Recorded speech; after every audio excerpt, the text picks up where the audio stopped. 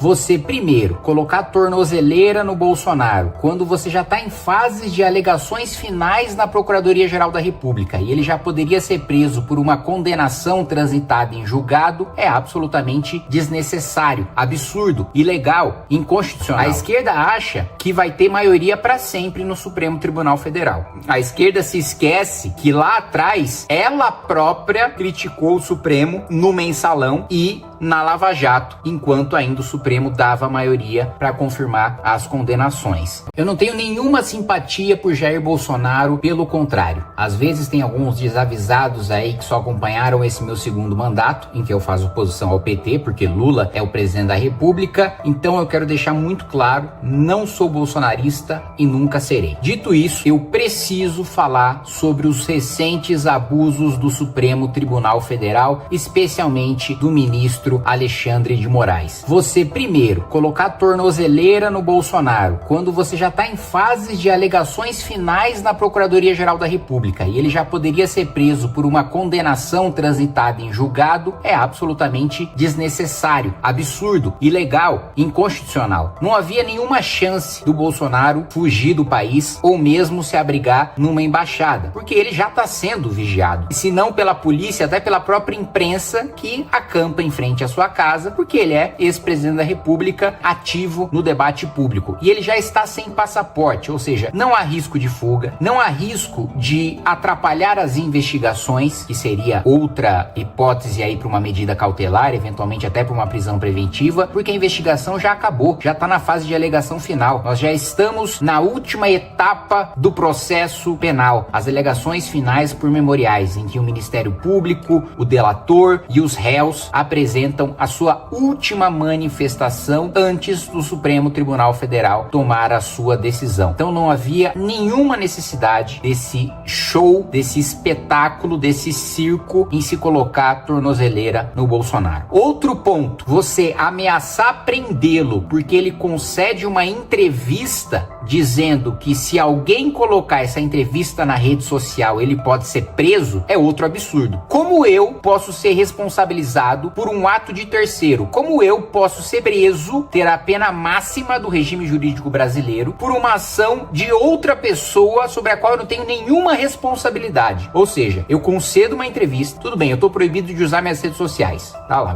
vamos conceder que tô proibido e que essa decisão, vamos fingir que essa decisão, né, de não utilizar redes sociais foi uma decisão legal e constitucional, que não foi, mas vamos fingir que tenha sido. Aí eu concedo uma entrevista, né? Aí tá lá, quando você concede uma entrevista coletiva, todos os veículos, e você não tem controle dos veículos que estão fazendo a cobertura daquela sua entrevista coletiva, porque pelo próprio nome ela é coletiva, tem vários entrevistadores. Aí vamos supor, né, que eu concedo uma entrevista para a Folha de São Paulo e a Folha de São Paulo publica nas suas redes sociais, como faz com toda entrevista praticamente, publica divulgando essa entrevista nas suas redes sociais. Eu sou preso preventivamente por descumprir ordem judicial porque um terceiro publicou nas redes sociais sem que haja nenhuma comprovação de que esse terceiro agiu junto comigo, ou alguém acha que a Folha de São Paulo tá coordenando com o Bolsonaro antes de lançar no seu Twitter uma matéria. O Estadão tá conversando com o Bolsonaro e sendo um proxy, um braço do Bolsonaro, um instrumento do Bolsonaro quando lança uma entrevista dele na rede social. O Metrópolis, a Globo, ridículo, ridículo. Não à toa, foi uma das primeiras vezes em que Alexandre de Moraes voltou atrás, porque até a Globo colocou isso como, a Globo, que é assessoria de imprensa do Supremo e do Palácio do Planalto, colocou isso como um abuso, inclusive contra a liberdade de imprensa, não apenas contra a liberdade individual do Bolsonaro de conceder entrevistas, como liberdade de imprensa. Vamos falar sobre esse caso e também sobre o caso da proibição e manifestação na Praça dos Três Poderes com a expulsão do Hélio Bolsonaro, Hélio Negão, Hélio Lopes, do seu mini acampamento ali, da sua barraquinha em frente ao Supremo Tribunal Federal, depois que você se inscreveu lá. Não é porque está acontecendo contra um adversário político, até mesmo um inimigo político meu, que é o Bolsonaro, que eu vou defender abuso. Mesmo porque esse abuso amanhã, sem dúvida nenhuma, pode se voltar contra mim. Aliás, pode se voltar no futuro, talvez daqui a 10 anos, 15 anos, contra a própria esquerda. A esquerda acha que vai ter maioria para sempre no Supremo Tribunal Federal. A esquerda se esquece que lá atrás ela própria criticou o Supremo no Mensalão e na Lava Jato, enquanto ainda o Supremo dava maioria para confirmar as condenações. Ou seja, não é sempre que o Supremo Tribunal Federal garante maioria para o PT, não é sempre, eu estou dizendo na história, para o PT, para a esquerda. Amanhã nós podemos ter uma maioria de ministros do Supremo de direita. E vamos supor que esses ministros decidam perseguir e atropelar o devido processo legal, como está acontecendo agora contra Bolsonaro, contra um esquerdista. Eles vão falar o quê? Se exatamente a mesma coisa está acontecendo agora e eles estão defendendo, no futuro, se acontecer com eles, uma hipótese, eles vão falar o quê? Vão ter que aceitar caladinhos, porque se aceitaram contra os seus adversários, depois não tem moral nenhuma para falar quando o abuso acontecer contra eles. Então não é porque é contra Bolsonaro, e assim, quem não sabe o que eu penso sobre Bolsonaro, pesquise meus discursos e vídeos passados, que eu vou defender abuso. Já começa com uma mudança, né, na própria jurisprudência, no próprio entendimento do Supremo Tribunal Federal. O Supremo Tribunal Federal tinha restringido o foro privilegiado para dizer que o foro privilegiado só é aplicado, primeiro, mesmo quando você está no mandato, você não tem foro caso o crime não tenha sido cometido no exercício das suas funções, no exercício da função de deputado, no exercício da função de presidente da República. Aí eles restringiram mais ainda, dizendo que mesmo que você cometa o crime no exercício da sua função, a partir do dia em que você perde o mandato, você perde o foro e, portanto, é julgado na primeira instância. Muito bem. Segundo o entendimento do próprio Supremo Tribunal Federal, Jair Bolsonaro deveria estar sendo julgado na primeira instância. Aí eles mudam o entendimento para um entendimento anterior que eles aplicaram no mensalão para dizer, olha, como é um crime de grande gravidade, envolve um ex-presidente da República, ele vai ser julgado no Supremo Tribunal Federal. Pois bem, mesmo assim, mesmo se a gente ignorar essa incoerência do Supremo com a própria jurisprudência ou em mudar a jurisprudência só para ir atrás do Bolsonaro, ainda assim o entendimento está sendo diferente daqueles que eles adotaram no mensalão. Porque se a justificativa é de que o crime é importante demais e as figuras envolvidas são importantes demais para serem julgadas na primeira instância, então o caso tem que ser julgado pelo plenário e não por uma turma, pelo Supremo Tribunal Federal inteiro. Por que excluir parcela de ministros do Supremo de um julgamento que está acontecendo no Supremo porque é relevante? Se é relevante, que seja como no mensalão e todos os ministros participem, seja julgado pelo plenário. Então, os abusos já começam por aí, na própria origem do processo. E aí você vai analisar o processo, os acusados, incluindo Bolsonaro, não têm acesso a todos os autos, não têm acesso a todo o inquérito, não têm acesso a todas as provas produzidas contra ele. Isso, meu amigo,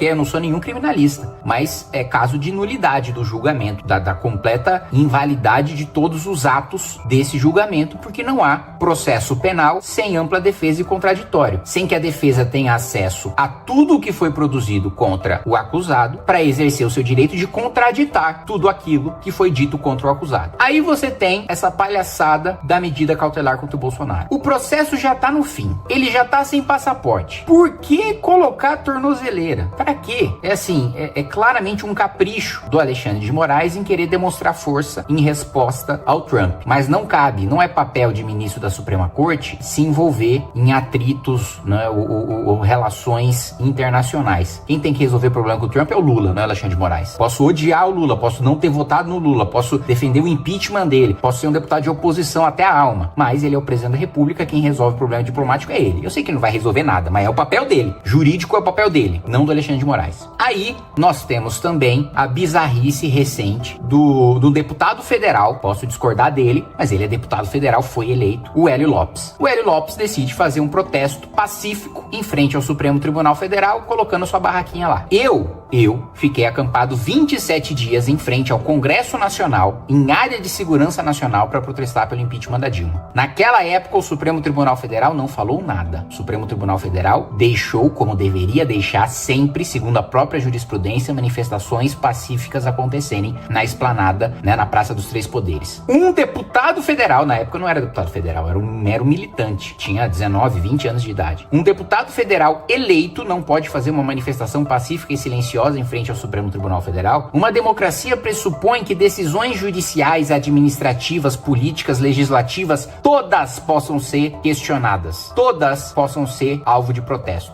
Ainda mais por um deputado federal que é eleito para isso, que possui um status legal e constitucional de representar o seu eleitor, porque o eleitor não tem tempo de ficar indo toda hora para Brasília ficar protestando contra abuso. O deputado federal é eleito para isso. Não satisfeitos em mandar tirar o Hélio e ainda vai o próprio governador cumprir a ordem do Supremo. Você vê o nível de sujeição, de submissão. O governador com tanto medo, porque vamos supor que o governador manda a polícia militar lá tirar o Hélio não quer sair, a polícia não consegue tirar ele. Vamos supor que uma multidão se juntasse e não deixasse tirar o Hélio de lá. Por que o governador foi lá pessoalmente? Isso é medo de ele mandar a polícia não conseguir cumprir a ordem, e depois o ministro Alexandre de Moraes mandar prender ele, como afastou ilegalmente o governador do Distrito Federal. Não tenho nada a favor nem nada contra o governador do Distrito Federal, nem conheço. Mas ele, no processo do 8 de janeiro, vamos nos lembrar, ele foi afastado do cargo por uma decisão monocrática do Supremo Tribunal Federal. Gente, quem afasta governador é o Superior Tribunal de Justiça e a Assembleia Legislativa. E é por decisão colegiada. Não tem decisão monocrática de ministro afastando governador de estado, de distrito. Isso não existe. Ele foi afastado e aí o medo dele ter que ir lá pessoalmente cumprir uma medida do ministro Alexandre de Moraes, que não só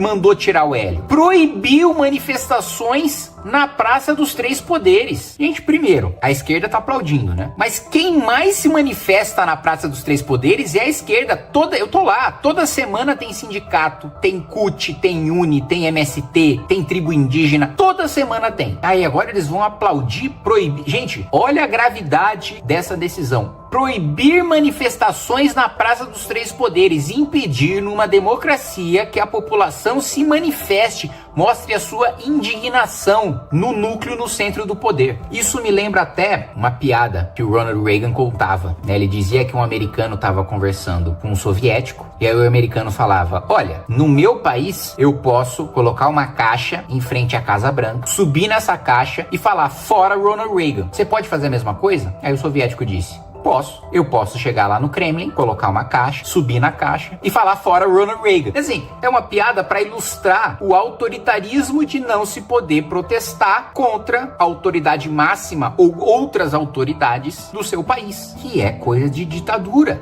Para se proteger a democracia, numa democracia, utilizam-se instrumentos democráticos. Sob a justificativa de se combater uma ditadura, numa democracia não se implementa outra ou não se utiliza de instrumentos autoritários para combater o autoritarismo. Senão, você está dando um remédio com a justificativa de curar aquele paciente, mas na verdade você está matando aquele paciente. É o seguinte: tô com uma dor na perna, doutor. Aí o doutor vai lá e corta a sua perna fora. É isso que tá acontecendo. Aí você pode me perguntar: mas e aí você, Kim, você é deputado federal, o que você vai fazer em relação a isso? Gente, tudo que eu posso fazer em relação a isso, eu já fiz e eu faço. O primeiro movimento a ingressar com pedido de impeachment de um ministro do Supremo Tribunal Federal desde a redemocratização chama-se Movimento Brasil Livre. Eu assinei essa peça. Tá lá meu nome. Assim, existem pedidos de impeachment protocolados pela MBL, quase que se encontra a Suprema Corte inteira. Agora, quando foi pautado na CCJ fim de decisão monocrática, eu votei. Quando foi pautado ser crime de responsabilidade, usurpar a competência do legislativo, eu votei. E esse é o meu papel. Inclusive, eu proponho há muito tempo a solução para isso, que é tirar o Supremo do Judiciário, que é ser uma corte autônoma, que não julga pessoas, julga apenas leis. Tem que separar essa concentração de poder de você julgar os políticos que te fiscalizam ao mesmo tempo em que você julga leis. Isso nunca vai dar certo em nenhum lugar do mundo. Só aqui nós temos essa concentração de poder. Esse é o cerne do problema. Isso é como nós solucionamos estruturalmente o problema. Independentemente de quem esteja no poder, independentemente da composição da Suprema Corte,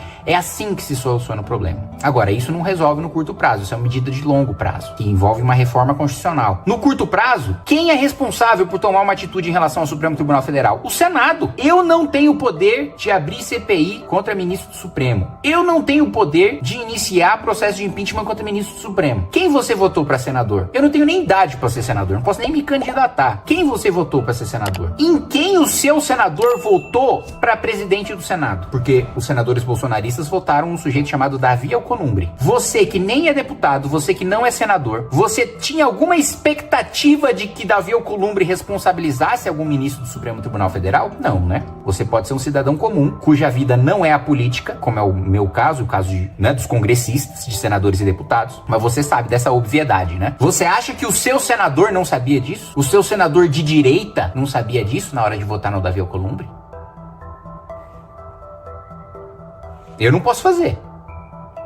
Resta a esperança de no ano que vem a gente renovar 2/3 do Senado, que nós vamos eleger 2 senadores, e que tenham coragem de colocar um freio nisso. Até lá, meus amigos, sinto muito, não sou presidente da Câmara, não sou senador, muito menos presidente do Senado. Todas as vezes que nós tivemos votação para limitar poder de ministro supremo, veja, o Centrão, que foi base do Bolsonaro e hoje é base do Lula, votou para prender o Daniel Silveira. O Daniel Silveira já defendeu que se saíssem na porrada contra mim. Daniel Silveira já me chamou de tudo quanto é coisa, mas a prisão dele foi um abuso. Mesmo sendo um inimigo que defendia que as pessoas caíssem na porrada comigo, eu não votei a prisão do Daniel Silveira. Eu fui contra porque era um abuso. E não se defende abuso contra ninguém. Por quê? É muito fácil você defender um aliado quando ele está sendo vítima de perseguição. Difícil é você sair em defesa de um inimigo, de um adversário. Porque o seu próprio público, o seu próprio eleitorado tende a defender abuso contra os seus inimigos e contra os seus adversários. Mas se você não tem a coragem e o peito de denunciar um abuso quando ele está acontecendo contra o adversário, como é o caso do que está acontecendo agora com o Bolsonaro, que, repito, é meu adversário, não tenho outras expectativas em relação a mim, em relação à minha postura, ao meu discurso. Eu nunca escondi de ninguém o meu posicionamento em relação ao Bolsonaro. Agora, não é porque ele é um adversário que eu vou defender o abuso que está acontecendo contra ele. Tá bom? Um abraço